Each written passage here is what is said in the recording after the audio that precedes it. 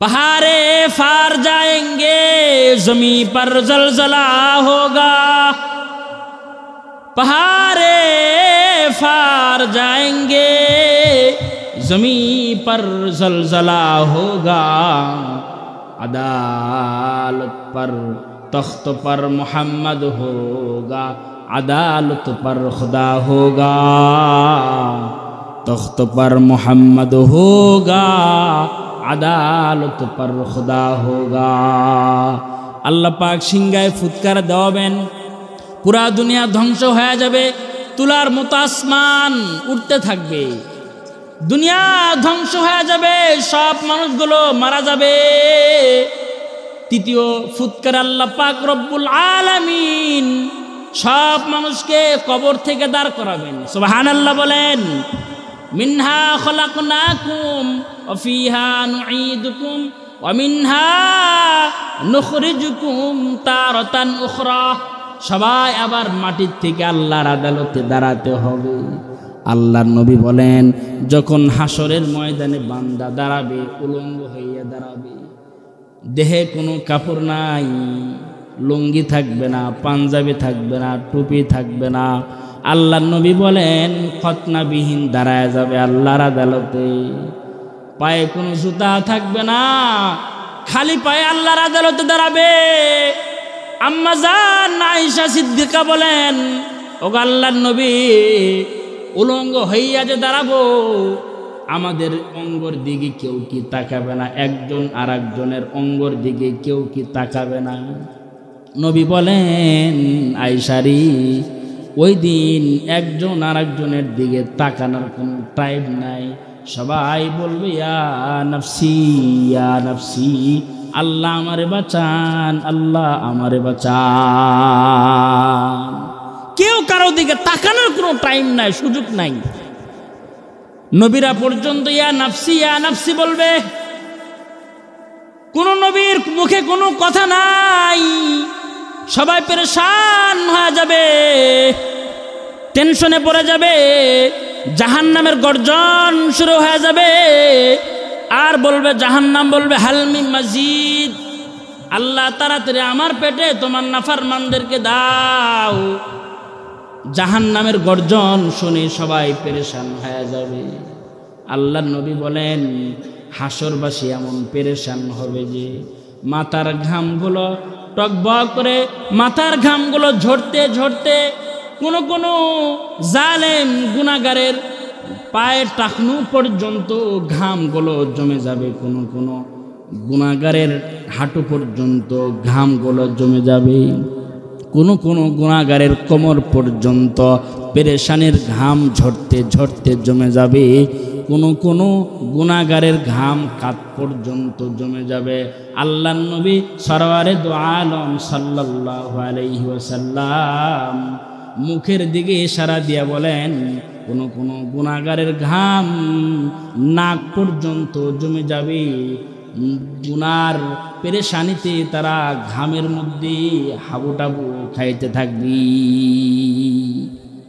أما بعد فأعوذ بالله من الشيطان الرجيم. بسم الله الرحمن الرحيم. يومئذ تحدث أخبارها.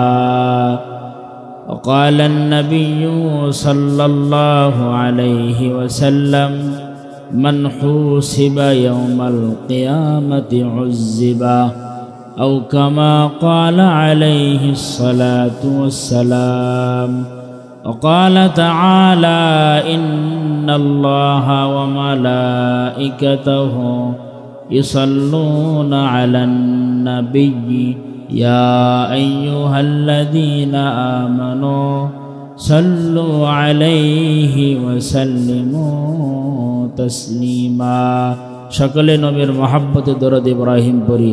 আল্লাহুম্মা সাল্লি আলা মুহাম্মাদিন ওয়া আলা আলি মুহাম্মাদ কামা সাল্লাইতা আলা ইব্রাহিম ওয়া আলা আলি ইব্রাহিম إنك حميد مجيد اللهم بارك على محمد وعلى آل محمد كما باركت على إبراهيم وعلى آل إبراهيم إنك حميد مجيد بلغ العلا بكماله كشف الدجى بجماله حسنت جميع خصاله صلوا عليه وآله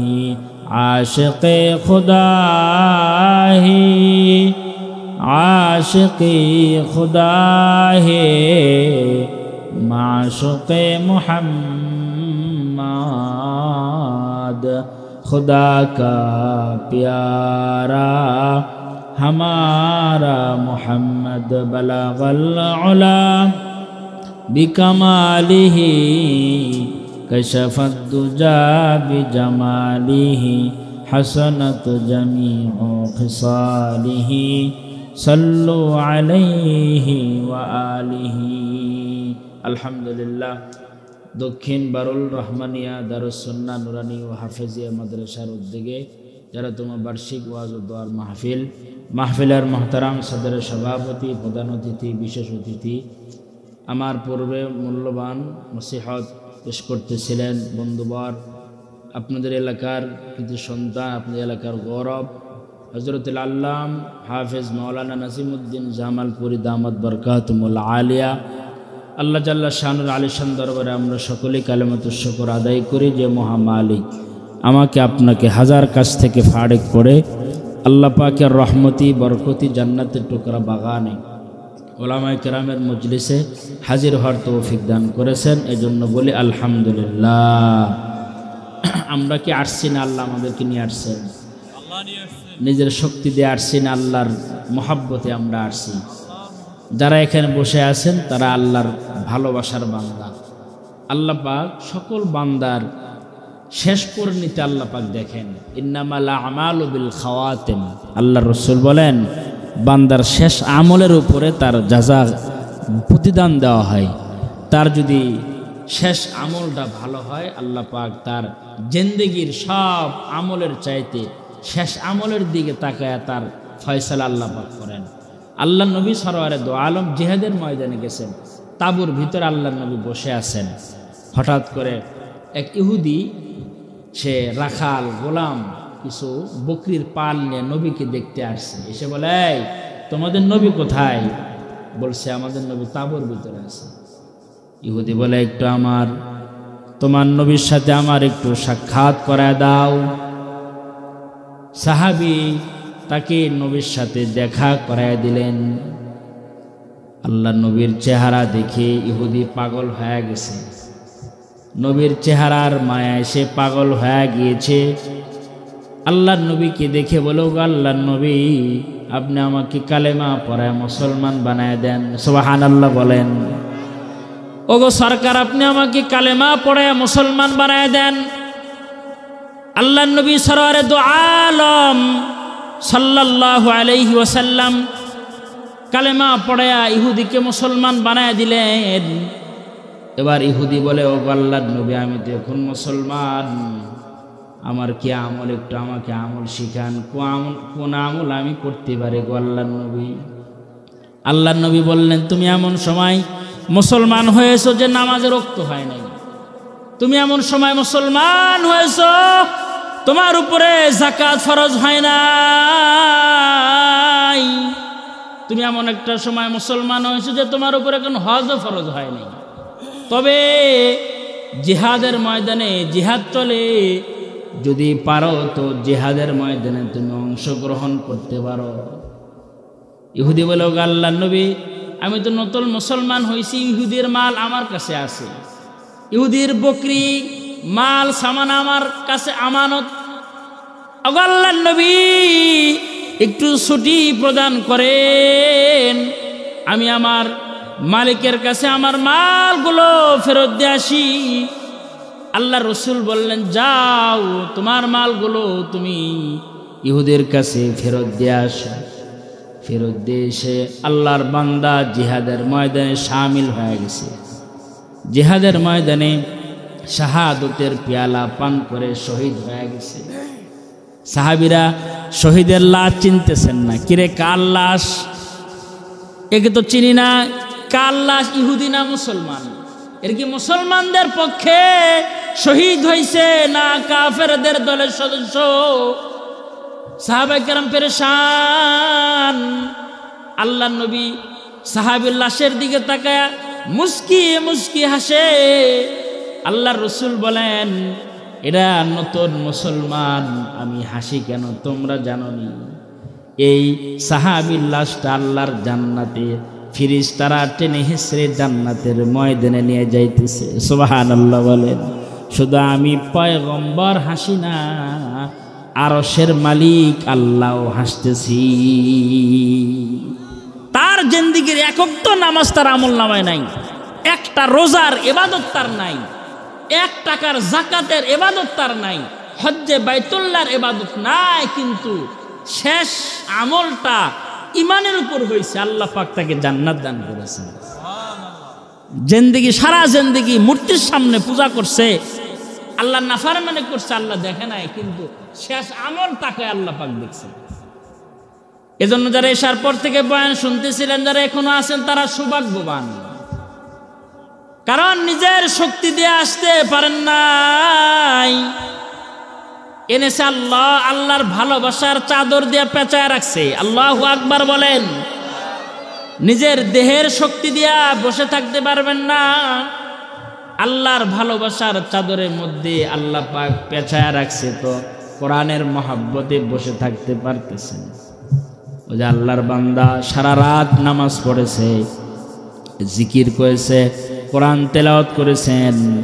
কোরআন তেলাওয়াত করে ফজরের টাইমে আল্লাহর বান্দা নিজের নফসের সাথে কথা বলে, আর বলে, কিরে এলাকার সবাই ঘুমায় আছে আর তুমি সারা রাত নামাজ পড়লা, তোমার দেহে শক্তি আছে বিদায় তুমি গোলামি করতে পেরেছো। আল্লাহর কাছে বান্দার কথা অপছন্দ হয়ে গেছে। আল্লাহ তাআলা আল্লাহর বান্দার জবানের আল্লাহ বলার কথা শক্তি আল্লাহ বন্ধ করে দিছে। এখন আল্লাহর বান্দা দুনিয়ার সব কথা বলে, কিন্তু আল্লাহ বলতে পারেন না। জবান দিয়া সুবহানাল্লাহ বলতে পারে না, জবান দিয়া আলহামদুলিল্লাহ বলতে পারে না। আল্লাহর বান্দা আল্লাহর কুদরতি কদমে সিজদায় পড়ে গেছেন। আল্লাহ তাআলা ইলহাম দিয়া বলে, কিরে বান্দা, তুমি না গর্ব করতেছিলে তোমার দেহের শক্তির বদলায় তুমি সারা রাত নামাজ পড়তে পেরেছো, পারো তো আর একবার আমি আল্লাহর নাম তোমার জবান দিয়ে তুমি বের করো। আল্লাহর বান্দা বলে, আল্লাহ আমি কিন্তু আর তোমার নাম তোমার জবান দিয়ে বের করতে পারি না, কারণ আমি সারা রাত যে নামাজ পড়েছি, সারা রাত যে আমি কোরআনুল কারীম তেলাওয়াত করেছি, এগুলো তোমার দেওয়া শক্তির বদলায় আমার দেহের শক্তি দিয়া তোমার নাম বলার যোগ্যতা আমার নাই। নিজের শক্তি দিয়ে আল্লাহর গোলামি করা যায় না। আল্লাহ যদি কবুল করেন তো গোলামি করা যায়। এখানে বসে আছেন, নিশ্চিত আল্লাহ আপনাকে ভালোবাসে, নিশ্চিত ভালোবাসে। এত রাত্রিতে এখানে বসে থাকার কোনো কারণ নাই, আল্লাহর ভালোবাসা নিয়েই তো বসে আছেন। আল্লাহ আপনাকে দয়া করে মায়া করে বিদে বসায় রাখছে। মোহতারাম হাজিরিন, লম্বা আলোচনা হবে না, অল্প আলোচনা হবে, রাত বেশি হয়ে গেছে। এই যে আল্লাহ পাক আমাদের এই সুন্দর দুনিয়াতে পাঠাইছেন, এই দুনিয়া কি থাকবে চিরকাল? আমি আপনি যা আছি, আমি আপনি কি থাকবো দুনিয়াতে? কতদিন থাকবো জানি? 60 বছর, 70 বছর, জানি না। কিন্তু একজন পয়গম্বর জানতেন সে কতদিন দুনিয়ায় থাকবেন। তার নাম কি বলেন তো? আদম আলাইহিস সালাতুস সালাম। আল্লাহ পাক যখন আদম আলাইহিস সালাতুস সালামকে বানাইলেন, রূহের জগতের সকল রূহগুলাকে আদম পয়গম্বরের সামনে হাজির করছেন। হাজির করে পয়গম্বর আদম তাকায় দেখে একটি রূহ খুব সুন্দর দেখতে। পয়গম্বর আদম বলে, আল্লাহ, ও যে একটা রূহ দেখা যায় এত সুন্দর, নাম কি? আল্লাহ বলে তার নাম দাউদ আলাইহিস সালাতুস সালাম। আল্লাহ তার হায়াত কত? তার হায়াত হবে 40 বছর মাত্র। বাবা আদম বলে এত সুন্দর আমার সন্তান, হায়াত মাত্র 40 বছর। আল্লাহ আমার হায়াত কত? বলে তোমার হায়াত 1000 বছর।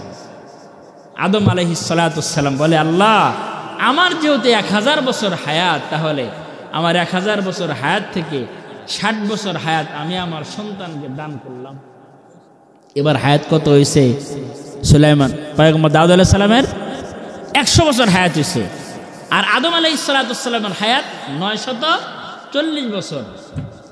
940 বছর হওয়ার পরে আজরাইল আসছে, মালাকুল মউত আদম আলাইহিস সালাতুস সালামের কাছে আসছে, এসে বলে চলেন টাইম হয়ে গেছে। তো কয় কিসের টাইম? আমার হায়াত তো 1000 বছর। কয় 60 যে দান করছেন মনে নাই? না না আমি দান করি নাই। মালাকুল মউত আল্লাহকে বলে আল্লাহ তোমার আদম হায়াত দান করলো, আবার বলে দান করি নাই। আল্লাহ বলে মালাকুল মউত আদমের দোষ নাই, আদম ভুলে গেছে। আজ থেকে আদমের সন্তানরা ভুলে যাবে। ওই দিন থেকে আমরা ভুলে যাই, আমরা ভুলে যাই। বাবা ভুলে গেছে না, সন্তান ভুলে যায়। একজন পয়গম্বর জানতেন তার হায়াত কত। আমরা কি জানি? এই দুনিয়া কতদিন থাকবে কেউ জানে? হ্যাঁ, এই দুনিয়া থাকবে ততদিন যতদিন আল্লাহ আল্লাহ বলনেওয়ালা ব্যক্তি দুনিয়াতে থাকবে। সুবহানাল্লাহ বলেন। তার মানে এই দুনিয়ার হায়াত ততদিন যতদিন দুনিয়ার হায়াতে আল্লাহ আল্লাহ বলনেওয়ালা দুনিয়ার বুকে থাকবে। যেদিন আল্লাহ আল্লাহ বলনেওয়ালা শেষ হয়ে যাবে, আল্লাহ পাক ইসরাফিলকে বলবে ইসরাফিল সিংহায় ফুৎকার দিয়ে দুনিয়া ধ্বংস করে দিই। দুনিয়া বানানোর সময় আল্লাহ পাক দুনিয়ার সব সৃষ্টি করার সময় ওই দিনে আল্লাহ পাক ফিরিস্তা ইসরাফিলকে সৃষ্টি করেছে। সৃষ্টি করে জিম্মাদারি দায়িত্ব দিয়েছেন, তাকে সিংহা তার মুখে লাগায় দিয়েছেন। ওই দিন থেকে দাঁড়ায় রইছেন আল্লাহ তাআলার আরশে আজিম, আরশে আজিমের দিকে তাকায় রইছেন। কখন যেন আসমানের মালিক আল্লাহ সিংহায় ফুৎকার দেওয়ার নির্দেশ দেয়। যখন নির্দেশ দিবেন 1 সেকেন্ড দেরি করবেন না। দেখেন ফিরিস্তারা আল্লাহর কত দামি গোলাম, কতদিন যাবত ইসরাফিল আলাইহিস সালাতুস সালাম সিংহা নিয়া দাঁড়া রইছে। কোনদিন বলে নাই আল্লাহ আমার ঠ্যাং বিষ করে, আল্লাহ একটু বসার সুযোগ দেন, আল্লাহ আমার হাত ব্যথা করতেছে, সিংহা ধরে থাকতে থাকতে একটু সিংহা রাখার অনুমতি দেন। বলে না। যেদিন আল্লাহ পাক যেদিন নির্দেশ দিয়েছেন সেদিন থেকে সিংহা নিয়ে দাঁড়ায় রয়েছেন। কোনোদিন আল্লাহর নাফরমানি সে করে না। সব ফিরিস্তারা আল্লাহর গোলামি করে। এ কারণে আল্লাহর রাসূল বলেন আমি মেরাজের রাত্রিতে গিয়ে দেখলাম কিছু কিছু ফিরিস্তা কিয়ামে হাত বেঁধে দাঁড়ায় রয়েছে। দাঁড়ায়া দাঁড়ায়া রব্বে করিম আল্লাহর গুণগান গায়। কোন ফেরেশতা রুকুর অবস্থায় রয়েছেন, তারা সুবহান রব্বিয়াল আযীম বলে। কোন ফেরেশতা সিজদার মধ্যে রয়েছেন, তারা কিয়ামত পর্যন্ত সিজদার মধ্যে আল্লাহর গুণগান গাবে। আল্লাহর নবী বলেন কোন আমার উম্মত যখন নামাজ পড়বে কিয়ামত ফেরেশতার সব আল্লাহ পাক তাদের আমল নামার মধ্যে যোগ করে দিবে। ফেরেশতারা যে সিজদা দেয়, যখন আমার কোন উম্মত সিজদা দিবে তারাও এই সিজদার সব পেয়ে যাবে। আল্লাহ পাক রব্বুল আলামিন গাছগুলাকে দাঁড়ায়া রাখছে, এমনি দাঁড়ায়া রয় নাই। গাছ দাঁড়ায় দাঁড়ায় আল্লাহর পবিত্রতার গুণগান গায়। সুবহানাল্লাহ বলেন। কুকুর নিকৃষ্ট প্রাণী, আল্লাহ পাক রুকুর অবস্থায় বানাইছে। দাঁড়ায় তারা রুকু অবস্থায় তারা কুকুর আল্লাহর পবিত্রতার গুণগান গায়। পাহাড় পবিত্রতার গুণগান গায়, ঝর্ণা পবিত্রতার গুণগান গায়। বড় বড় পাথর রব্বে করিম আল্লাহর পবিত্রতার গুণগান গায়। ইসরাফিল দাঁড়ায় রইছেন, সিংহায় ফুৎকার দিবেন, সব ধ্বংস হয়ে যাবে। আসমান জমিন সব ধ্বংস হয়ে যাবে। पहाड़े फार जाएंगे जमी पर जलजला होगा,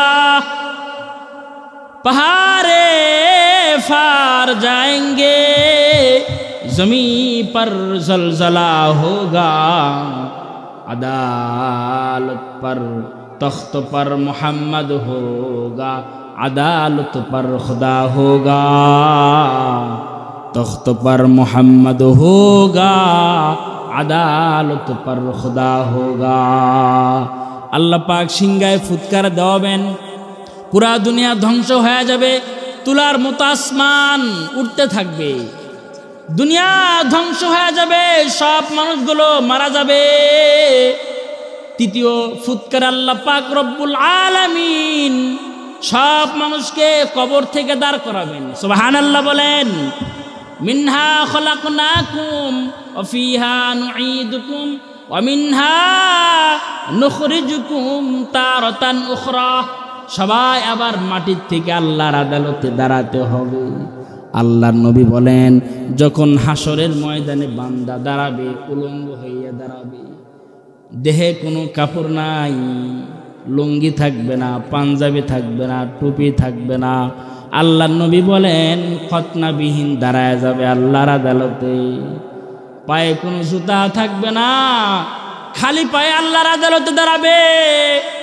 আম্মা জান আয়েশা সিদ্দিকা বলেন, ওগো আল্লাহর নবী, উলঙ্গ হইয়া যে দাঁড়াবো, আমাদের অঙ্গর দিকে কেউ কি তাকাবে না? একজন আর একজনের অঙ্গর দিকে কেউ কি তাকাবে না? নবী বলেন, আয়েশারি, ওই দিন একজন আর একজনের দিকে তাকানোর কোনো টাইম নাই, সবাই বলবে ইয়া নফসি ইয়া নফসি, আল্লাহ আমারে বাঁচান, আল্লাহ আমারে বাঁচান। কেউ কারো দিকে তাকানোর কোনো টাইম নাই, সুযোগ নাই। নবীরা পর্যন্ত ইয়া নাফসি বলবে, কোন নবীর মুখে কোনো কথা নাই, সবাই পেরেশান হয়ে যাবে, টেনশনে পড়ে যাবে, জাহান্নামের গর্জন শুরু হয়ে যাবে। আর বলবে জাহান্নাম, বলবে হালমি মাজিদ, আল্লাহ তাড়াতাড়ি আমার পেটে তোমার নাফরমানদেরকে দাও। জাহান্নামের গর্জন শুনে সবাই পেরেশান হয়ে যাবে। আল্লাহর নবী বলেন, হাসরবাসী এমন পেরেশান হবে যে মাথার ঘামগুলো টকবক করে, মাথার ঘামগুলো ঝরতে ঝরতে কোনো জালেম গুনাহগারের পায়ের টাকনু পর্যন্ত ঘামগুলো জমে যাবে, কোনো গুনাহগারের হাঁটু পর্যন্ত ঘামগুলো জমে যাবে, কোনো গুনাহগারের কোমর পর্যন্ত পেরেশানির ঘাম ঝরতে ঝরতে জমে যাবে, কোনো গুনাহগারের ঘাম কাঁধ পর্যন্ত জমে যাবে। আল্লাহর নবী সরওয়ারে দু আলম সাল্লাল্লাহু আলাইহি ওয়াসাল্লাম মুখের দিকে ইশারা দিয়ে বলেন, কোনো গুনাহগারের ঘাম নাক পর্যন্ত জমে যাবে, গুনার পেরেশানিতে তারা ঘামের মধ্যে হাবুটাবু খাইতে থাকবে, পেরেশানির ঘামের মধ্যে তারা হাবুডাবু খাইতে থাকবে। ওই দিন যারা আল্লাহর পেয়ারা বান্দা, আল্লাহর পছন্দের বান্দা, তাদেরকে আল্লাহ তাআলা এমন বিপদের মধ্যে রাখবেন না। আল্লাহ পাক রব্বুল আলামিন ওই দিন ঘোষণা দিবেন, আমতাজুল ইয়াউমা আইয়ুহাল মুজরিমুন, এই গুনাহগাররা আমার নেককার বান্দাদের থেকে তোমরা আলাদা হয়ে যাও। ও ভাইরে, যখন আমরা গুনাহ করি, হাসরের ময়দানে আমাদের হিসাব নিকাশ হবে। আসমানের মালিক আল্লাহ আমার আপনার হিসাব করবে। যুবক ভাই, গুনাহ করো, একটু চিন্তা করে গুনাহ করবা। আমার গুনাহ করার সময় 4টি সাক্ষী সঙ্গে সঙ্গে হয়ে যায়। কয় সাক্ষী? জোরে বলেন, আরো জোরে বলেন, কয় সাক্ষী হয়ে যায়? 4টি সাক্ষী হয়ে যায়। 1 নাম্বার সাক্ষী হলো যখন বান্দা গুনাহ করে, ফেরেশতা সাক্ষী হয়ে যায়, কিরামান কাতিবিনা ইয়ালামুনা মা তাফআলুন, ফেরেশতা তার গুনার সাক্ষী হয়ে যায় 1 নাম্বার। 2 নাম্বার তার নেক আমল, তার আমল নামা সাক্ষী হয়ে যায়। 3 নাম্বার সাক্ষী হয়ে যাবে জমিন। যে জমিনে বসে বসে কোরআনের কথা শোনেন, জমিন আপনার পক্ষে বিপক্ষে সাক্ষী দিবে। আল্লাহ রসুল বলেন, এই সাহাবীরা, তোমরা কি জানো হাসরের ময়দানে জমিন কি কথা বলবে জানো? সাহাবীরা বলো, আল্লাহর নবী, আমরা জানি না জমিন কি কথা বলবে, আপনি আল্লাহ এবং আল্লাহর রসুল ভালো জানেন। আল্লাহর নবী বলেন, জমিন ওই দিন বলবে, আল্লাহ তোমার বান্দা অমুক তারিখে অমুক সময় অমুক টাইমে তোমার বান্দা আমি জমিনে বসে বসে গুনার কাজ করেছে গো আল্লাহ। তোমার বান্দা ঘর লাগায়া 15 তারিখের রাত, 17 তারিখের রাত, 17 ডিসেম্বর রোজ এমন এমন টাইমে তোমার বান্দা ল্যাপের ভিতরে গুনাহ করছে। আমি জমিন তোমার বান্দার বিরুদ্ধে আমি দাঁড়ায় গেলাম, সাক্ষী দিলাম। জমিন এভাবে বান্দার বিপক্ষে দাঁড়ায় যাবে। আর যে জমিনে বসে আছেন, জমিনে বসে বসে আল্লাহর কোরআন শুনতেছেন, জমিন আল্লাহর আদালতে দাঁড়ায় বলবে, আল্লাহ তোমার বান্দারা মাদ্রাসার মাহফিলে, দারুস সুন্নাহ মাদ্রাসার মাহফিলে তোমার বান্দারা রাত 12টা বাজে 12টা বাজার সময় তোমার বান্দারা বসে বসে তোমার কোরআন শুনেছে। রব্বে করিম আল্লাহ, তুমি তোমার বান্দা কি মাগফিরাত দান করো। সাক্ষী দিবে, বান্দার পক্ষে বিপক্ষে সাক্ষী দিবে। তার মানে জমিনে যখন গুনাহ করবেন চিন্তা করবেন, দুনিয়ার কেউ দেখে না, কে দেখে জোরে বলেন? দুনিয়ার সব মানুষের চোখ ফাঁকি দিলাম, আল্লাহর চোখ ফাঁকি দেওয়ার কোনো কায়দা নাই। দুনিয়ার কেউ না দেখলেও আল্লাহ আমার দেখে, কারণ আমার আল্লাহ ঘুমায় না, আমার আল্লাহর কোনো ঝিমুনি নাই। লা তাখুযুহু সিনাতুন ওয়ালা নাওম, আল্লাহর কোনো ঘুম নাই, আল্লাহর কোনো ঝিমুনি নাই। ওই যে পয়গম্বর মূসা আলাইহিস সালাতু সালাম আল্লাহকে বলে, আল্লাহ আমি ঘুমাই, আমার উম্মত ঘুমায়, দুনিয়ার সব মানুষগুলা ঘুমায়, সব পশু প্রাণীগুলা ঘুমায়, ওগো মালিক আপনি কি ঘুমান না? কে বলে? পয়গম্বর মূসা আল্লাহকে বলে, আল্লাহ সবাই ঘুমায়, আপনি কি ঘুমান না? আল্লাহ বলে, মূসা জবাবটা তুমি দিবা, তুমি কাচের গ্লাসে পানি লইয়া দাঁড়ায় থাকো। পয়গম্বর আল্লাহর নির্দেশে কাচের গ্লাসে পানি লইয়া দাঁড়ায় রইলেন। আল্লাহ রব্বুল আলামিন গ্লাস রাখতে বলে না এবং আল্লাহ পাক তাকে বসতেও বলে না। পয়গম্বর দাঁড়ায়ছিলেন, কতক্ষণ আর দাঁড়ানো যায়? দাঁড়ায়া থাকতে থাকতে ঝিমুনি আসছি, পয়গম্বরের হাত থেকে কাচের গ্লাস পড়ে গেছি। কাচের গ্লাস পড়লে কি আমান থাকে না, ভেঙে চুরমার হয়ে যায়? আরো জোরে বলেন। ভেঙে গিয়েছে। আল্লাহ তাআলা পয়গম্বরকে ডাক দিয়ে বলে, পয়গম্বর ঘুমাইছো নাকি? পয়গম্বর বলে, না মালিক ঘুমাই নাই, ঝিমুনি আসছিল। আল্লাহ বলে, পয়গম্বর তোমার ঝিমুনির কারণে যদি তোমার হাত থেকে গ্লাস পরে চুরমার হয়ে যায়, আমি তো রহমান, আমি তো রহিম, আমি দুনিয়ার মালিক, আমি যদি ঘুমাই দুনিয়ার নিজাম ঠিক থাকবে না। আমি আল্লাহ কখনো ঘুমাই না।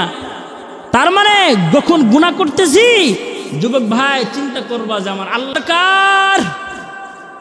আপনি গুনাহ করেন না, আপনার কোনো গুনাহ নাই, আপনি মাসুম, কিন্তু আপনি আল্লাহর আদালতের হিসাবের সহজের দোয়া কেন করলেন? আল্লাহর রসুল বলেন, আয়েশা, হাসরের ময়দান বড় ভয়ঙ্কর ময়দান রে আয়েশা, যেদিন 1 মাইল মাথার উপরে সূর্য তাপ দিবি, মাথার মগজগুলো ভাতের মারের মতন টকবক টকবক করে গড়তে পড়ে থাকবে, গড়ে গড়ে পড়বে, সবাই পেরেশান হয়ে যাবে। কিন্তু যদি আল্লাহ পাক ওই দিন বান্দার জন্য হিসাব কঠিন করে, বান্দার কোনো জাহান্নাম ছাড়া কোনো বুদ্ধি নাই, আর যদি হিসাব যদি সহজ করে দেয়, তাহলে আল্লাহ পাক বান্দাকে জান্নাত দান করবে। এই কারণে আমি হিসাব সহজের দোয়া করি। তার মানে আমার নবী, আপনার নবী আমারে আপনাকে হিসাব সহজের দোয়া শিখায়। আজ থেকে একটা আমল শেখেন, প্রতিদিন সকাল সন্ধ্যায় আল্লাহর কাছে দোয়া করবেন, আল্লাহুম্মা হাসিবিনি হিসাবান ইয়াসীরা। আরবি পারেন না, বাংলা বলবেন, আল্লাহ আপনি আমার হিসাব সহজ করে দিন। আল্লাহ আপনি আমার হিসাব সহজ করে দিন। হিসাবের কাঠগড়ায় পড়ে গেলে জাহান্নাম ছাড়া কোনো গতি নাই। আর যদি বান্দার জন্য হিসাব সহজ হয়, আল্লাহ পাক রহমান নামের উসিলা করে বান্দাকে মাগফিরাত দিয়ে জান্নাত দান করবে। সুবহানাল্লাহ বলেন। আল্লাহ রসুল বলেন, হাসরের ময়দান আল্লাহ পাক দুই বান্দাকে ডাক দিবেন। আনাস রাদিয়াল্লাহু তাআলা আনহু বলেন, দুইজনকে জাহান্নামে আল্লাহ ফেলবেন, জাহান্নামের মধ্যে বিকট চিৎকার করতে থাকবে। জাহান্নামের মধ্যে দুইজন চিৎকার করবে, আল্লাহ পাক তাদের উঠাবেন, উঠায় বলবে, কে নাফরমান, চিৎকার করস কেন? তো নাফরমান বলবে, আল্লাহ জাহান্নামের আগুনের আযাবে তোমার কাছে মাপ চাই, চিৎকার করে তোমার দয়া কামনা করি। যদি তুমি আমাদের চিৎকার শোনো, যদি তুমি আমাদের উপর একটা মায়া করো, দেখবেন সন্তান যখন কান্না করে মা বাবা সন্তানকে আদর করে, ঠিক কিনা জোরে বলেন? ছোট্ট বাচ্চা যখন কান্না করে মা তাকে দুধ পান করায়। ওগো আল্লাহ, কান্না করলাম তোমার মায়া পাওয়ার জন্য, তোমার দয়া পাওয়ার জন্য। আল্লাহ তাআলা বলবেন, দুনিয়ার হায়াতে নাফরমানি করছস, নাফরমানি করলি, যা তোদের উপর আমার কোনো দয়া নাই, জাহান্নামে চলে যা। দুজনকে দাঁড় করাবে, একজন জাহান্নামের কথা শুনে দৌড়ায়া জাহান্নামের আগুনের মধ্যে ঝাঁপায়া পড়বে, আর একজন দাঁড়ায় থাকবে, বারবার রব্বে কারীম আল্লাহর দিকে তাকায়া থাকবে। আল্লাহ বলবেন, কিরে নাফরমান, বললাম জাহান্নামের আগুনে যা, কেন আমার দিকে তাকায় রস বারবার? আল্লাহর বান্দা বলবে, আল্লাহ তুমি না রহমান, তুমি না রহিম, আল্লাহ তুমি তো বিচার দিবসের মালিক, মালিক ইয়াউমিদ্দিন। নামাজে পড়েন না সূরা ফাতিহা? আল্লাহ বলেন, শুধু আমি বিচারপতি নয়, আমি হলাম বিচার দিবসের মালিক। তার মানে বিচারপতি যদি কাউকে ফাঁসির অর্ডার দিয়ে দেয়, তাহলে রাষ্ট্রপ্রধান তার ক্ষমতা থাকে তার ফাঁসি মওকুফ করা। আল্লাহ আপনি তো রহমান রহিম, আপনার রহমতের একটু আমি ভাগ চাই। আল্লাহ বলবো, তুই আমার রহমত চাস, যা তোকে আমি মাফ করে জান্নাত দিয়ে দিলাম। সুবহানাল্লাহ বলেন। আর যে আগুনে ঝাঁপায়া পড়ছে, পাকে আল্লাহ ডাক দিকে, রে নাফরমান, বললাম জাহান্নামে যা, দৌড়াইলি কেন? কয়, আল্লাহ সারা জীবন তো তোমার নাফরমানি করলাম, কমপক্ষে হাসরের ময়দানে তোমার একটা নির্দেশ মেনে তোমার বান্দার খাতায় নাম লেখাইবার জন্য আমি তোমার নির্দেশে আগুনে ঝাঁপায় পড়ছি। আল্লাহ বলবে, তাই যা, তোরেও আমি মাফ করে জান্নাত দিয়ে দিলাম। সুবহানাল্লাহ বলেন। তাহলে আল্লাহ পাক কত দয়া, কত মায়া করে বান্দাকে। মার চাইতে মায়া আল্লাহর বেশি। আল্লাহ তাআলার কাছে বান্দার প্রতি এত মায়া, মা যেমন মায়া করে তার চাইতে বেশি মায়া আল্লাহ পাক বান্দাকে করে। এ কারণে কোনো বান্দা যদি ভুলেও আল্লাহকে ডাক দেয়, আল্লাহ ডাকের সাড়া দেয়, সুবহানাল্লাহ বলেন। কেউ যদি আল্লাহর কাছে 70 বছর গুনাহ করে বলে, আস্তাগফিরুল্লাহ, আল্লাহ আপনি আমাকে মাফ করে দেন, আল্লাহ বলে, আমার কাছে মাফ চাইছ, তোর জিন্দেগির সব গুনাহ মাফ করে আমি আমার জান্নাতের মালিক তোরে বানায় দিলাম। আল্লাহ পাক হাসরের ময়দানে এক গুনাহগারের 99টি, হাদিস শরীফে আছে, 99টি গুনার ডায়েরি খুলবেন। কয় ডায়েরি? জোরে বলেন। 99টি গুনার ডায়েরি খুলে বান্দাকে দেখাবেন। তো বান্দা বলবে, আল্লাহ এই 99 গুনার ডায়েরি দেখে জান্নাতের আশা করতে পারি না। আল্লাহ বলবেন, না, তোর একটা নেক আমল আছে। বান্দা বলবে, আল্লাহ একটা নেক আমল দিয়ে কি জান্নাতে যাওয়া যাবে? একটা নেক আমল, আর বাকি 99টা গুনার ডায়েরি তুমি খুলে রাখছো গো আল্লাহ। আল্লাহ বলবে, না, আমি একটু তোর সামনে আবার ওজন দিয়ে আমি মিজানের পাল্লায় যখন এই গুনার 99 ডায়েরি উঠায় দিবে, আল্লাহ তাআলা তাকে একটি কাগজের টুকরা তার মিজানের পাল্লায় উঠায় দিবি, যেখানে লেখা আছে আশহাদু আল্লা ইলাহা ইল্লাল্লাহু ওয়া আশহাদু আন্না মুহাম্মাদান আবদুহু ওয়া রাসূলুহু। এই কালেমা শাহাদাত লেখা আছে, এটা এক পাল্লা আল্লাহ উঠায় দিবে। উঠায় দেওয়ার সঙ্গে সঙ্গে 99 গুনার ডায়েরি হালকা হয়ে যাবে। সুবহানাল্লাহ বলেন। আর এই কালেমা ওজনের পাল্লা ভারী হয়ে যাবে। ভারী হইলে আল্লাহ পাক রব্বুল আলামিন এই একটা নেক আমলের মাধ্যমে ওই যে কালেমা পড়ছিল দুনিয়ার হায়াতে, সে কালেমার সিল নিয়ে সে কবরে গেছে, আর কোনো আমল নাই। রব্বে করিম আল্লাহ তাকে এই কালেমার বিনিময় তাকে আল্লাহ পাক রব্বুল আলামিন জান্নাতের মালিক বানায় দিবি। এতটুকু যদি শুদ্ধ করে সে দুনিয়ার থেকে যাইতে পারে, তার মানে শুধু কালেমা পড়লেই হয় না, কালেমার গুণে গুণান্বিত হতে হয়। কালেমাও পড়ে আবার পীরের পায়ে সেজদাও দেয়। ঈমান আছে জোরে কালেমাকে, ঠিক আছে। কালেমাও পড়ে আবার মাজারে গিয়ে পীরের কাছে সন্তান চায়। কালেমা ঠিক আছে নাই, কালেমা তার নষ্ট হয়ে গেছে। এ কারণে যদি কেউ বিশ্বাস নেয় এটাও নিয়ে কবর যাইতে পারে, তাহলে তার লাভ হবে। দুনিয়াতে বাহানা তালাশ করে লাভ নাই। এ কারণে আল্লাহ তাআলা হাসরের ময়দানে পয়গম্বর ইউসুফ পয়গম্বরকে দাঁড় করা দিবে বিচারের কাছে, পয়গম্বর সুলাইমানকে দাঁড় করা দিবে। আল্লাহ পাক পয়গম্বর আইয়ুব আলাইহিস সালাতুস সালামকে বিচারের কাছে আল্লাহ পাক কাছে দাঁড় করাবেন। দাঁড় করায়া 3 জন গুনাহগারকে ডাক দিবেন। একজন হলো গোলাম, চাকরি করত। এই ফখরুদ্দিন রাজি রহমতুল্লাহি আলাইহি বলেন, ফখরুদ্দিন রাজি রহমতুল্লাহি আলাইহি লেখেন, একজনকে আল্লাহ বলবে, কিরে আমার নাফরমানি কেন করছস দুনিয়ার হায়াতে?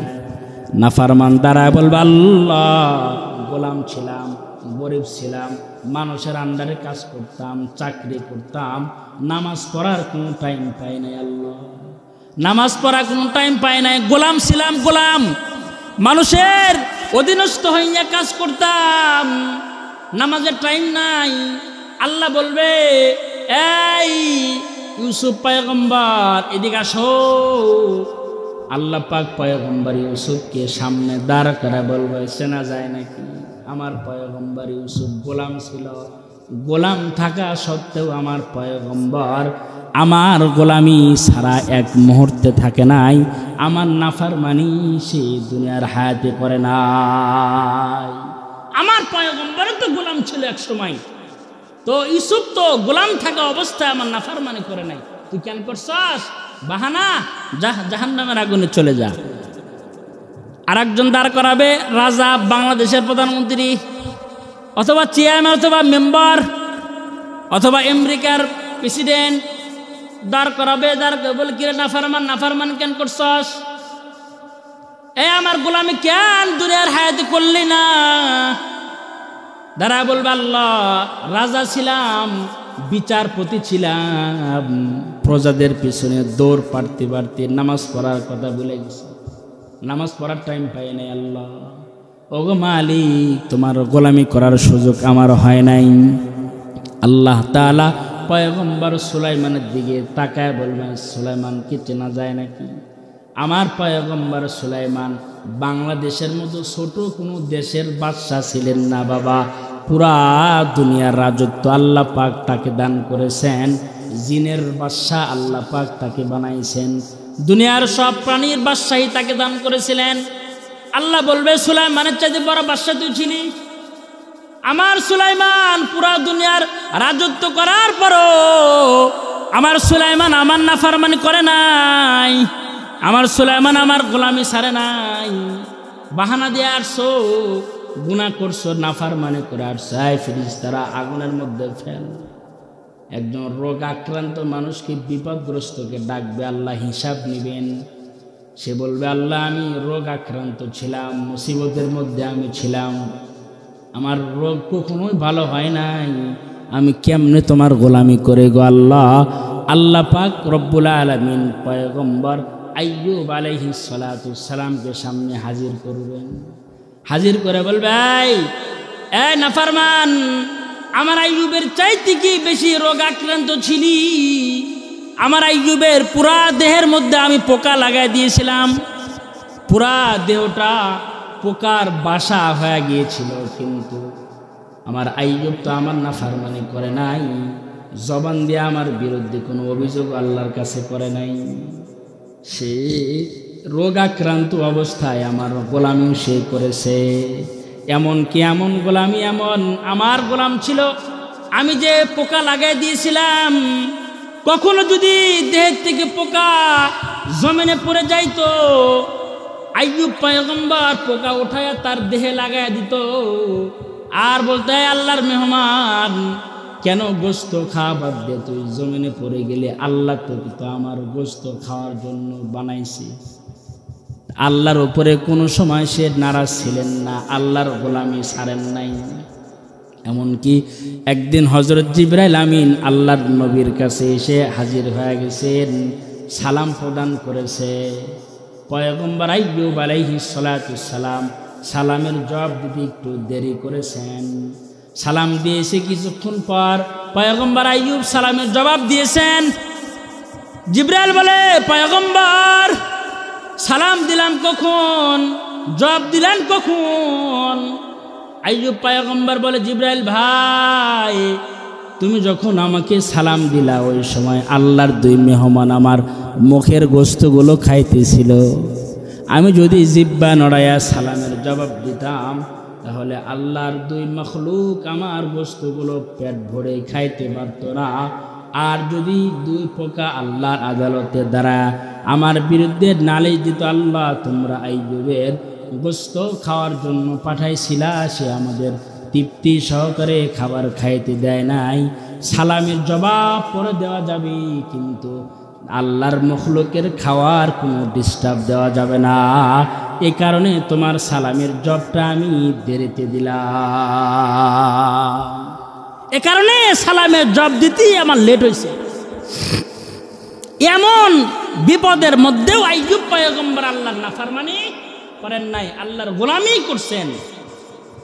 এমনকি আইয়ুব পয়গম্বরের এমন বিষাক্ত পোকা আল্লাহ পাক লাগাই দিয়েছিলেন, বিবি রহিমা তার মুখের মধ্যে খাবার চাবায়া চাবায়া পয়গম্বর আইয়ুবের হলকের মধ্যে যখন একদিন দিতেছিলেন, তখন বিষাক্ত পোকা বিবি রহিমার জিহ্বায় কামড় দিয়েছে। সঙ্গে সঙ্গে বিবি রহিমা বেহুশ হয়ে জমিনে পড়ে গেছে। এই মা, স্বামীর খেদমত কেমন দেখেন, পোকার বাসা, তারপরও স্বামীকে রেখে বিবি পলায়ন করে নাই। তার মানে স্বামীর খেদমত করতে হবে, স্বামী যতদিন আছে তার পাশে থাকতে হবে। আইয়ুব পয়গম্বর বলেন, বিবি রহিমা সবাই তো চলে গেল, আমার বাদশাহী শেষ হয়ে গেল, 4 বিবি ছিল, 3 বিবি পলায়ন করলো, তুমি যাইবে না, তাড়াতাড়ি যাও। বিবি রহিমা বলে, স্বামী, না না, আপনাকে ছাড়া আমি যাব না, যতদিন আল্লাহ আমার হায়াত রেখেছেন, আপনি বেঁচে আছেন, আপনার খেদমত করে আমি যাইতে চাই। ও মা, একটু বিবি রহিমার থেকে স্বামীর খেদমত সে করে। মা, এই যুগের মা বোনদেরকে স্বামীর খেদমতের কথা বললে, যদি 1 গ্লাস পানি চাই, বিবি 1 গ্লাস পানি দাও, খাইতে পারো না তুমি, ট্যাপে পানি আছে, ট্যাপটা ঘোরাইলে তো পানি পাও, ঘরের মধ্যে কলস রাখা আছে, ঢেলায় খাই, তোমাকে আবার আমার কাছে পানি চাইতে হয়। কিন্তু আল্লাহর নবীর কলিজার টুকরা ফাতেমা স্বামীর খেদমত কেমন করেছে রে মা। হযরত আলী রাদিয়াল্লাহু তাআলা আনহু জিহাদের ময়দান থেকে বাড়িতে আসছে, ঘরের মধ্যে প্রবেশ করেছে। প্রবেশ করলে হযরত আলী বলে, বিবি 1 গ্লাস কি পানি খাওয়ানো যাবে রে বিবি? হযরতে ফাতেমা বলে, স্বামী পানি চেয়েছেন, আপনি বসেন, আমি পানি আনি। পানি আনার জন্য যখন ঘরের মধ্যে মশকের কাছে গেছেন, গিয়ে দেখে পানি নাই। স্বামী পানি চেয়েছে, বহুদূর মিষ্টি ঝর্ণার কাছে চলে গেছে পানি আনার জন্য। পানি এনে দেখে স্বামী ক্লান্ত, বিছানায় শুয়ে পড়েছে, ঘুমাইছে।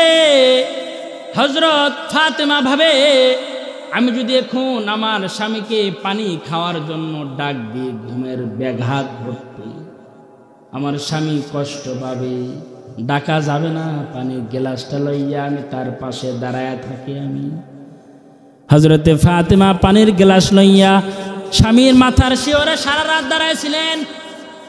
হযরত বেলালের আজান মদিনায় শুরু হয়ে গেছে।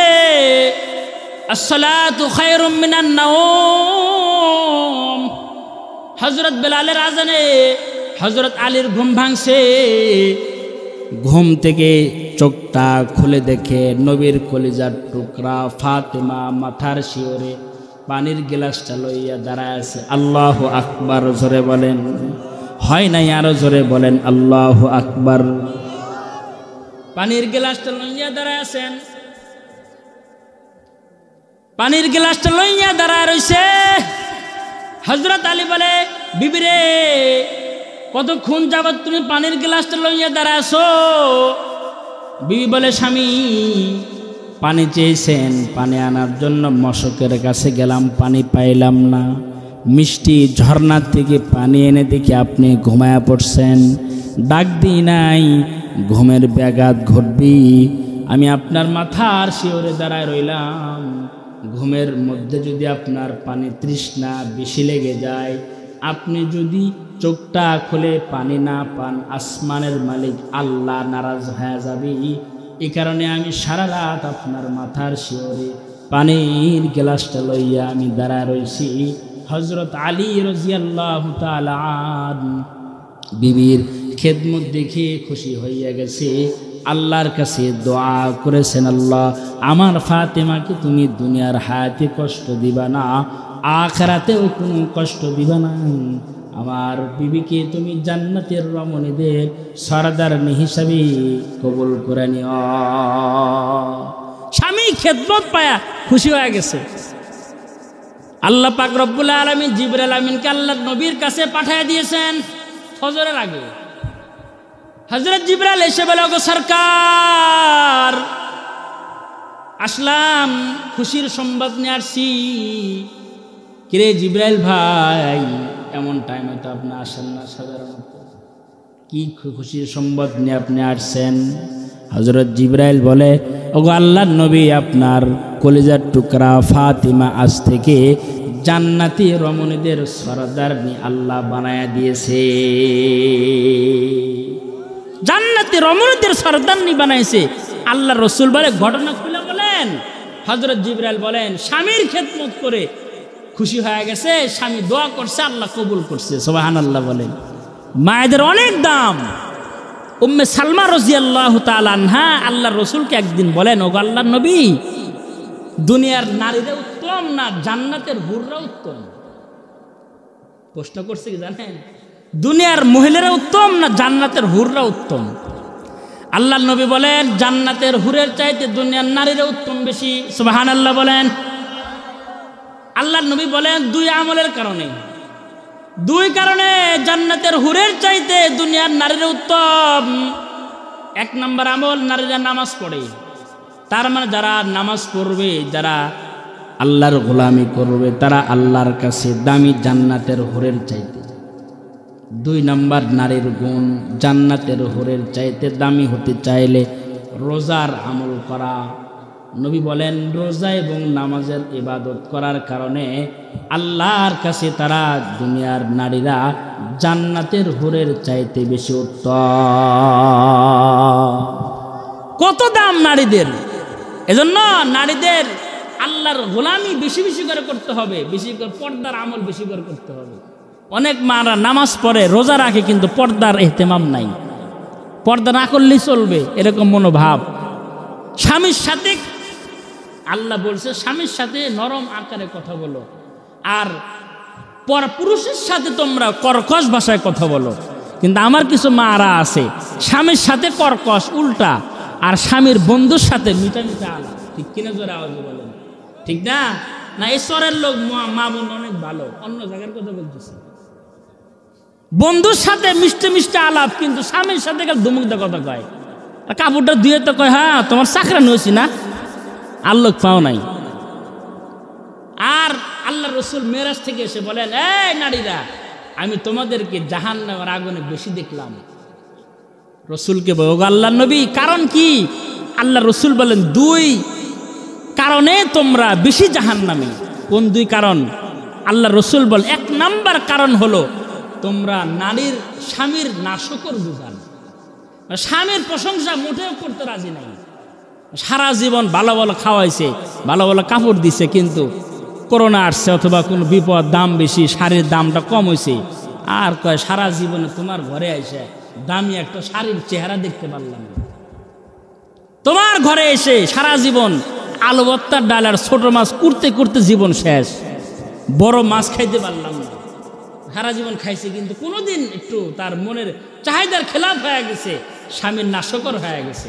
আল্লাহ রসুল বললেন, স্বামীর নাশকর হওয়ার কারণে অধিক তোমরা জাহান্নামী। দুই নাম্বার, বেশি বেশি লানত বেশি করার কারণে, কথায় কথায় লানত, স্বামীকেও ছাড়ে না, সন্তানকেও ছাড়ে না। মরতে পারস না, কত্তমালা না মারা যায় রে, গাড়ির তলে পড়ে তুই মরতে পারস না। সন্তানকেও বদদোয়া দেয়, লানত দেয় রাগের মাথায়। এ কারণে নারীরা বেশি জাহান্নামী। মা বোনদের কাছে আবদার, এই দুই বদগুণ ছাড়বেন, এই দুই বদগুণ আজ থেকেই বিদায় দিবেন, তাহলে আল্লাহ পাক আপনাকে জান্নাতের রাস্তা আপনার জন্য সহজ করে দিবে। আর নারীরা শুধু কয় হুজুর খালি স্বামী পিটায়, খালি তাবিজ দেন, এরকম দোয়া চায় না। আজকে দোয়া দিব ইনশাল্লাহ, এখানে দোয়া শিখাই দিন। তাবিজ চায় অনেক মারা আছে, হুজুর একটু তাবিজ দেন না, খালি বদমেজাজ স্বামী। ওই এক হিন্দু বেচারার গল্প শোনায় আমাদের, এই কারগোজের তবলিগের কারগোজের শোনায়। তো এক বেচারা শুধু বউ পিটায়, কি পিটায়? খালি বউ পিটায়। এরকম কিছু আছে না? আমাদের ভাইরা যারা আছেন সাবধান, বউ পিটায় না, বিবিকে মহাব্বত করবেন। আল্লাহ রসুল মহাব্বত শিখায়, কিভাবে বিবিকে মহাব্বত করতে হয়। আল্লাহ রসুল বলেন, আমি যখন আয়েশা সিদ্দিকার যখন কখনো পানি পান করতেন গিলাস মুখ লাগায়া, আয়েশা সিদ্দিকার ঠোঁট যেথায় গিলাসে লাগতো ওই জায়গায় আমি পয়গম্বর ঠোঁট লাগায় পানি পান করতাম। সুবহানাল্লাহ বলেন, মহাব্বত বাড়বে। আমাদের কিছু ভাই আছে আবার বিবির গিলাসে পানি খাইতে রাজি নাই। বিবির গিলাস একটা, স্বামীর গিলাস আর একটা। যদি এক গিলাস স্বামীর গিলাসে বিবি পানি কয়, এই তুই আমার গিলাস পানি খালি করে, তাই কয় না, গিলাস 7 বার ধুয়ে নিয়ে যায়, মনে হয় কুকুর খেয়েছে, এরকম ধুয়ে নিয়ে আসতে কয়। আরে কিসের ধোয়া দিতে হবে? বিবির মহাব্বত আল্লাহ রসুল শিখায়। এই চাচা মেয়ের আসতে মহাব্বত বাড়াবেন ইনশাল্লাহ। দেখেন কি খেত মুখটা দেয়, বিবি যেখানে পানি পান করছে না, গিলাসটা হাত থেকে নিয়ে ওই জায়গায় ঠোঁট লাগায় পানি পান করবেন, মহাব্বত বাড়বে। সুবহানাল্লাহ বলেন।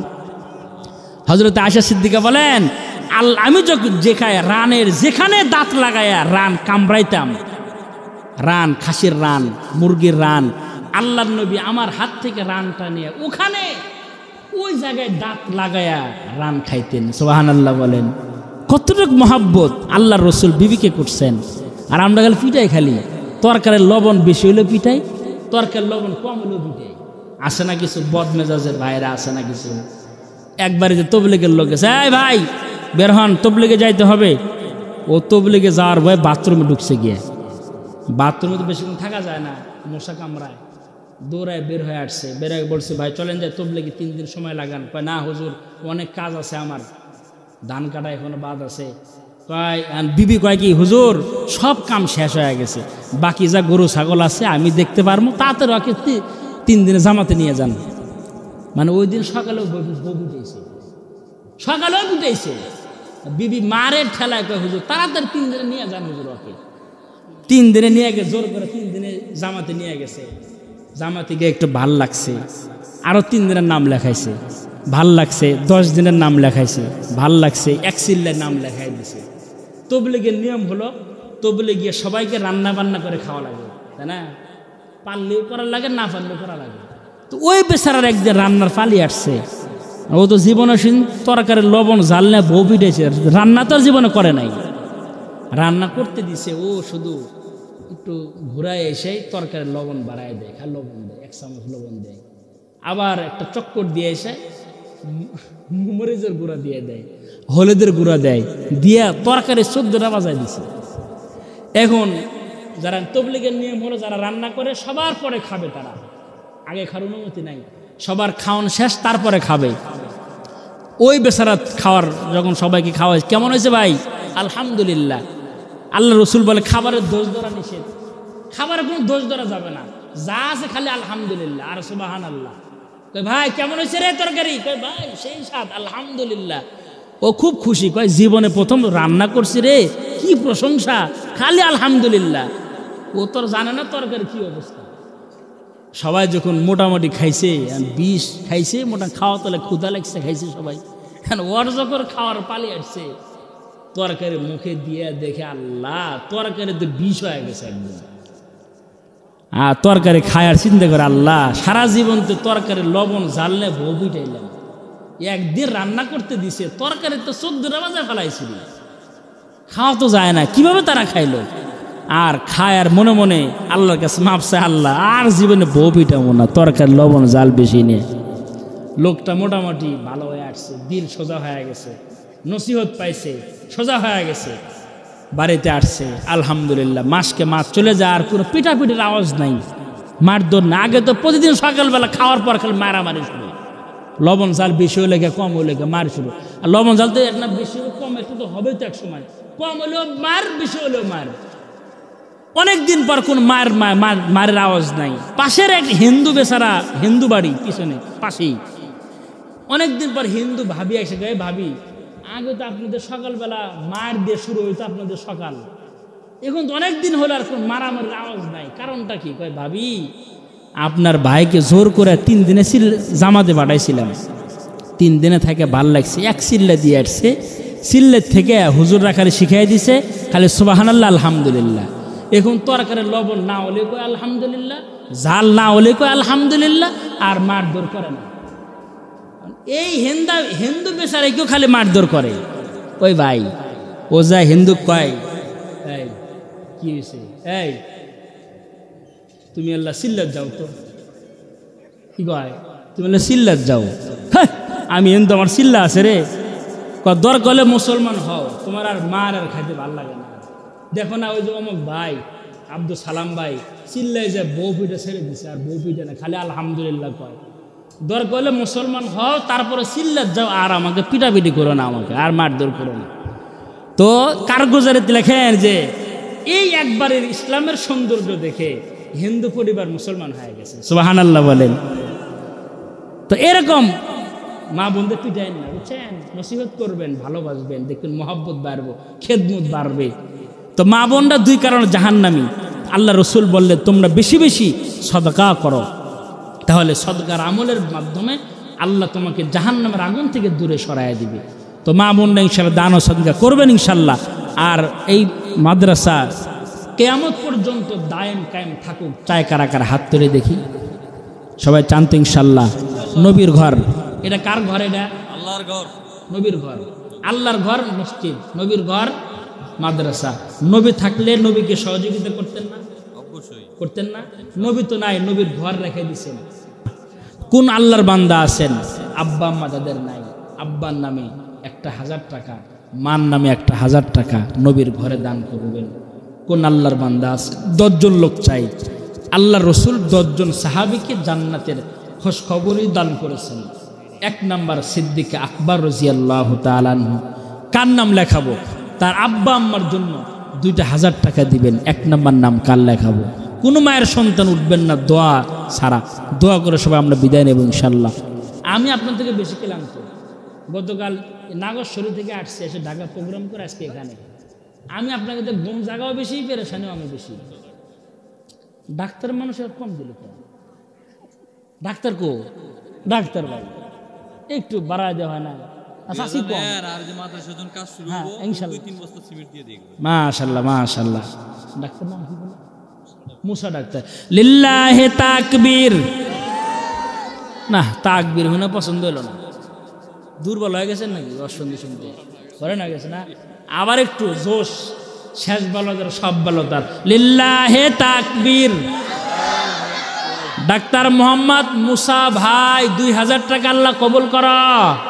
আল্লাহ জানে মালে বরকত দান করো, হায়াতে বরকত দান করো, মালে বরকত দান করো। আল্লাহ দানের খবর মদিনায় পৌঁছায় দাও। আল্লাহ আব্বা আম্মার জিন্দেগির গুনাহ খাতা মাফ করে দাও। আল্লাহ বারবার মক্কা মদিনা জিয়ারত নসিব করো। আল্লাহ রব্বুল আলামিন আল্লাহ সন্তানদেরকে কবুল করে নাও। আল্লাহ দুনিয়া আখিরাতের সকল মুসিবত থেকে হেফাজত করো।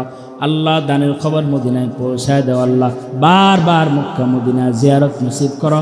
আল্লাহুম্মা আমিন। লিল্লাহি তাকবীর।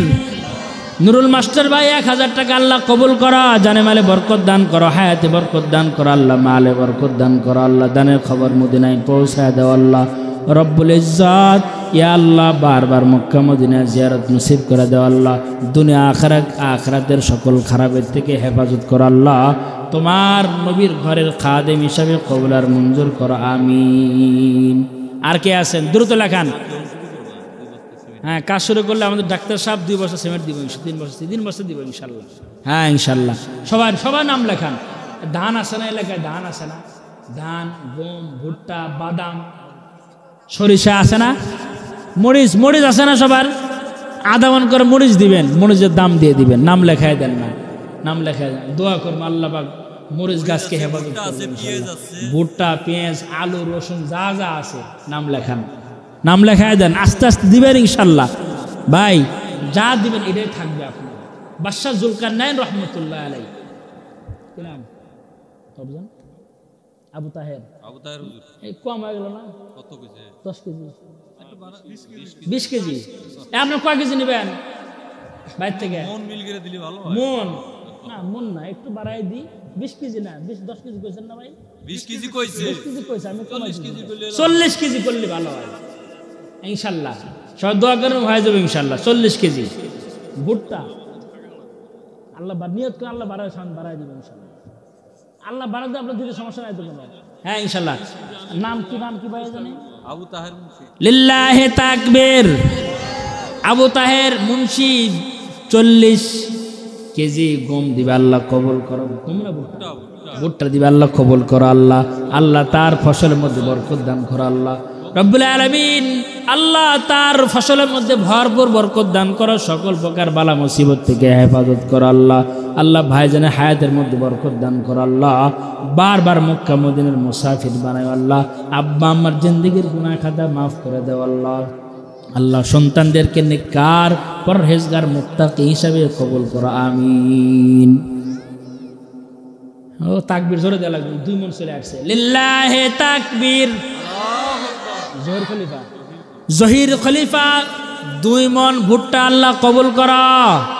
আল্লাহ জানে মালে বরকত দাও, হায়াতে বরকত দাও, মালে বরকত দাও। আল্লাহ দানের খবর মদিনায় পৌঁছায় দাও। আল্লাহ বারবার মক্কা মদিনা জিয়ারত নসিব করো। আব্বা আম্মার জিন্দেগির গুনাহ খাতা মাফ করে দাও। আল্লাহ তোমার হাবিবের জিয়ারত স্বপ্নে যুগে নসিব করো। আল্লাহ সন্তানদেরকে কবুল করে নাও। আল্লাহ ভাইয়ের ফ্যামিলির সকল সদস্যদেরকে তুমি কবুল আর মঞ্জুর করো। আল্লাহুম্মা আমিন। আর কে আছেন লেখেন। 2 মন, 1 মন, 3 মন যা পারেন। গম লেখায় দেন, মরিচ লেখায় দেন, হ্যাঁ ভুট্টা লেখায় দেন, যা পারেন লেখায় দেন। আসলে দিয়ে দেবেন ইনশাল্লাহ। আজকে দেওয়া লাগবে তো এমন তো না, হলে দিবেন, সামনে হবে ওখানে দিবেন ইনশাল্লাহ। বাদশাহ জুলকারনাইন রহমতুল্লাহ আলাইহি তার মৃত্যুর আগে ওসিয়ত করাই, সবাই আমার ওসিয়ত শোনো, আমার মৃত্যুর পরে আমার লাশ যখন কাফনে পেঁচায় দিবা, 2 হাত বাইর করে পুরা শহরে লাশ ঘুরাইবা। সবাই কয় আজও ওসিয়ত করলেন কেন?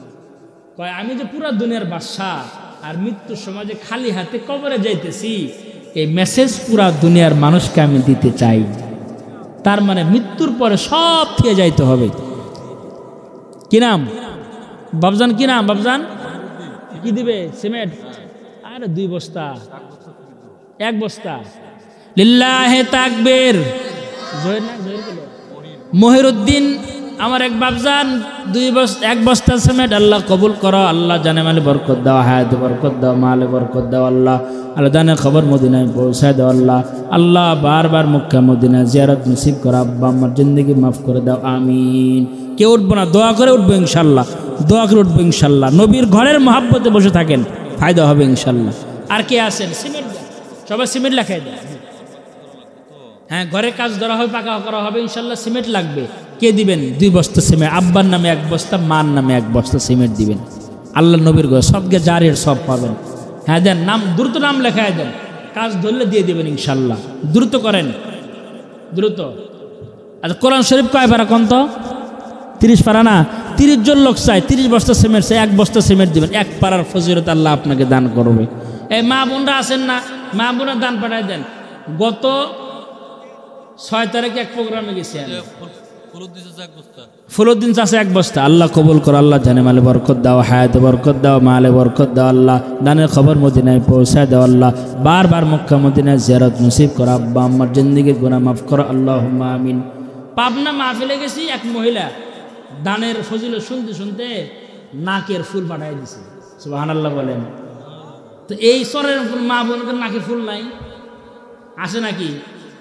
একটা দিলে আল্লাহ 10টা আপনাকে ভাইয়ের মাধ্যমে বানায় দেবে ইনশাআল্লাহ। মা বোনরা যারা আছে, নবীর ঘরের মহব্বতে নাকের ফুল পাঠায় দেন। যা একটা দিলে আল্লাহ বলছে 10 দেয়। এই হযরত আলী রাদিয়াল্লাহু তাআলা আনহু বাড়ির বারান্দায় গেটে দাঁড়ায় আছেন, এক ভিক্ষুক আসছে, চাইছে কিছু দাও। হযরত আলী 6 দিরহাম দান করে দিছে। সুবহানাল্লাহ বলেন। দিরহাম দান করে দাঁড়ায় আছে। এক পথিক সুন্দর একটি ঘোড়া নিয়ে যাইতেছে। কিরে, দাম কত? কয় 100 দিরহাম। কয় দিমু, শর্ত আছে, আমি টাকা কিন্তু নগদ না বাকিতে দিমু। কয় হ্যাঁ দিন, পরে দিন আপনি টাকা। তো 100 দিরহাম দে কিনা ওখানে দাঁড়ায় আছে। আর একজন ক্রেতা এখানে আসতেছে, দেখে খুব পছন্দ হয়ে গেছে। কিরে আলী ভাই, কত দিয়ে কিনছ, দাম কত, বিক্রি করবা? লিল্লাহি তাকবীর। রবিউল ভাই 2 বস্তা সিমেন্ট, আল্লাহ কবুল করো, জানে মালে বরকত দাও, হায়াতে বরকত দাও, মালে বরকত দাও। আল্লাহ আব্বা আমার জিন্দেগির গুনাহ মাফ করো, সন্তানদেরকে কবুল আর মঞ্জুর করে নাও। আল্লাহ রব্বুল আলামিন দানের খবর মদিনায় পৌঁছায় দাও, আমিন। বিক্রি করবা? হ্যাঁ বিক্রি করবো। দাম কত দিবা? কয় তুমি কত নিবা? কয় আমি বাবু রহমান 2 বস্তা সিমেন্ট, আল্লাহ কবুল করা, জানে মালে বরকত দাও, হায়াতে বরকত দাও, মালে বরকত দান করো। আল্লাহ দানের খবর মদিনায় পৌঁছায় দাও। আব্বা আমার জিন্দেগির গুনাহ খাতা মাফ করে দাও, আল্লাহুম্মা আমিন। দ্রুত করে ভাই, দোয়া না করে কেউ যাবো না ইনশাআল্লাহ, সবাই দোয়া করে যাব। আর দোয়াউ মুখুল ইবাদা, দোয়া হলো সকল ইবাদতের মগজ। আল্লাহ রাসূল বলেন, অন্য হাদিসে বলেন, আর দোয়াউ হুয়াল ইবাদা, দোয়াই ইবাদত। দোয়া করে যাব ইনশাআল্লাহ। একটু বসেন সবাই, আব্বা আমার জন্য একটু দান ও সাদাকা করেন। সৈনুদ্দিন ভাই কয় মন? 1 বস্তা সিমেন্ট, আলু। লিল্লাহি তাকবীর। সৈনুদ্দিন ভাই 1 বস্তা আলু, আল্লাহ কবুল করো, জানে মালে বরকত দাও, হায়াতে বরকত দাও, মালে বরকত। 1 মন? ও আমার সে 1 বস্তা ছোট বস্তা দেয় কিনা, আমি চিন্তা করতেছি ওটাই। তাকবীর তো দিলে, আমার ছোট বস্তা দিলে তো বিপদ। 5 কেজির বস্তা দিয়ে দিছে একটা। 1 মন আলু আল্লাহ কবুল করো। আল্লাহ তার ব্যবসার মধ্যে বরকত দান করো, কৃষিকাজে বরকত দান করো। আল্লাহ সকল প্রকার বালা মুসিবত থেকে হেফাজত করি। আল্লাহ পোকা মাকড় আসমানে জমিনে সকল বালার থেকে তুমি হেফাজত করো। আল্লাহ তোমার নবীর ঘরে খাদেম হিসেবে আল্লাহ তোমার আদালত দাঁড় করে দিবা। আল্লাহ তোমার ঘরে খাদেম হিসেবে তুমি কবুল আর মঞ্জুর করো, আমিন। আর কে আছেন? দ্রুত করেন। 1 মন আলু দিবেন ইনশাআল্লাহ। 1 মন পেঁয়াজ দেন। হ্যাঁ, 1 মন পেঁয়াজ। বাবার নাম নবিয়ুল উম্মি ওয়া আলা আলিহি তাসলিমা। সবাই সবার জন্য দোয়া করবে ইনশাআল্লাহ। যারা দান ও সাদকা করেছেন আল্লাহ সকলকে কবুল করেন। এই মাদ্রাসা আল্লাহ কবুল করেন। এই মাদ্রাসায় যারা সহযোগিতা করেন, যারা দান ও সাদকা করেছেন সকলকে আল্লাহ কবুল করেন। আলহামদুলিল্লাহি রাব্বিল আলামিন, ওয়াসসালাতু ওয়াসসালামু আলা সাইয়্যিদিল আমবিয়া ওয়াল মুরসালিন محمد وعلى آله وأصحابه أجمعين. ربنا ظلمنا أنفسنا وإن لم تغفر لنا وترحمنا لنكونن من الخاسرين. ربنا آتنا في الدنيا حسنة وفي الآخرة حسنة وقنا عذاب النار. رب ارحمهما كما ربياني صغيرا.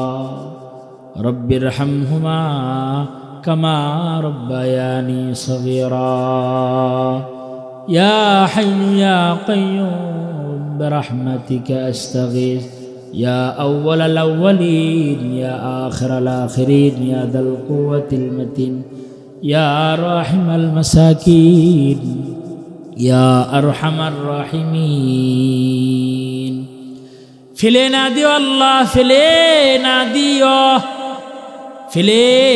দিও মাওলা ফিলেনা দিও গুনাহ যত করেছি মোরা ক্ষমা তুমি করিও বান্দা সে বন্দেগি নাই শেষ করেছি জিন্দেগি আখিরাতের বিচার দিনে পাপীদের উপায় কি রহমান রহিম নামে আল্লাহ নিয়েছি তোমায় মানিয়া কেমন করে আমাদের তুমি জাহান্নামে ফেলিবা মাফ করে দাও আল্লাহ মাফ করে দাও গুনাহ যত করেছি মোরা ক্ষমা তুমি দাও রব্বুল আলামিন মাদ্রাসার মাহফিল আল্লাহ কুদরতি নজর দিয়া তাকায় দেখো আল্লাহ তোমার পছন্দের বান্দারা তোমার আলিশান দরবারে হাত তুলেছে আল্লাহ হাফেজ কোরআন হাত তুলেছেন ওলামায়ে কেরাম হাত তুলেছেন আল্লাহ বুড়া বুড়া বাবাজিরা যাদের চুল দাড়ি পেকে গেছে মাওলা তারা তোমার দরবারে হাত তুলেছে আল্লাহ মাসুম তালিবুল ইলম হাত তুলেছে মাওলা রব্বুল আলামিন দয়া করে মায়া করে আমাদের জিন্দেগির সব গুনাহ খাতাগুলো মাফ করে দাও আল্লাহ গুনাহ মুক্ত জীবন দান করো আল্লাহ রোগ শোক মুক্ত জীবন দান করো আল্লাহ আল্লাহ তোমার পছন্দের জীবন আমাদেরকে দান করো আল্লাহ রব্বুল আলামিন আল্লাহ দয়া করে মায়া করে আমাদের নাম তোমার পছন্দের খাতায় লেখা দাও রব্বুল আলামিন ইয়া আল্লাহ এই মাদ্রাসাকে তুমি কবুল আর মঞ্জুর করে নাও আল্লাহ যত হাজত রয়েছে গায়বী খাজানার থেকে পুরা করে দাও আল্লাহ আল্লাহ যারা এই মাদ্রাসাকে মহাব্বত করে আল্লাহ কবুল করে নাও আল্লাহ আল্লাহ যারা দান ও সাদাকা করেছেন আল্লাহ কবুল আর মঞ্জুর করে নাও আল্লাহ মাদ্রাসার কমিটি সদস্যদেরকে তুমি কবুল আর মঞ্জুর করে নাও আল্লাহ আল্লাহ তাদেরকে তুমি তোমার পছন্দের বান্দা হওয়ার তৌফিক দান করো আল্লাহ মাদ্রাসার মুআদ্দিন সাহেব হুজুরকে তুমি কবুল আর মঞ্জুর করো আল্লাহ হায়াতের মধ্যে বরকত দান করো আল্লাহ তোমার পছন্দের বান্দা বানায় নাও আল্লাহ রব্বুল আলামিন ইয়া আল্লাহ তোমার দ্বীনের খালেস দাঈ বানায় দাও আল্লাহ রব্বুল আলামিন আল্লাহ গুনাহ নিয়ে আমরা জীবনটা জর্জরিত করে ফেলেছি আল্লাহ এমন কোন গুনাহবাদ নাই যে গুনাহগুলো আমরা করি নাই রে মাওলা আল্লাহ যে জবান দিয়া তোমার কাছে মাপ চাই গুনাহ আল্লাহ জিব্বার মধ্যে গুনার দুর্গন্ধ আছে আল্লাহ যে দুই হাত তোমার আদালতে উত্তোলন করেছে আল্লাহ হাতের মধ্যে গুনার দুর্গন্ধ আছে রব্বুল আলামিন যে পা দিয়া তোমার জমিনে চলি পায়ের মধ্যে গুনার দুর্গন্ধ আছে রব্বুল আলামিন যে চোখ দিয়ে তোমার নাজ ও নিয়ামত তাকায় দেখে আল্লাহ চোখের মধ্যে গুনার দুর্গন্ধ আছে গো আল্লাহ তারপরও তোমার দরবারে আসি আল্লাহ তুমি ছাড়া আমাদের কোনো মাবুদ নাই আল্লাহ তুমি ছাড়া আমাদের কোনো মালিক নাই আল্লাহ বাবা রাগ করলে মার কাছে যাওয়া যায় ভিক্ষুক একবারেতে ভিক্ষা না পাইলে আল্লাহ আরেকবারেতে গিয়া ভিক্ষা পায় রে মালিক তুমি তো আমাদের একক মাওলা তুমি ছাড়া আমাদের কোনো রব নাই মালিক নাই তুমি যদি ফিরায় দাও কার কাছে যাবার মাওলা কে আমাদেরকে মাফ করে দেবে আল্লাহ তুমি না রহমান তুমি না রহিম আল্লাহ তোমার গফফার শানের উসিলা করে তোমার সত্তারুল উয়ুবের চাদর দিয়ে আমাদের গুনাহগুলো তুমি ঢেকে দাও আল্লাহ রব্বুল আলামিন আমার বন্ধু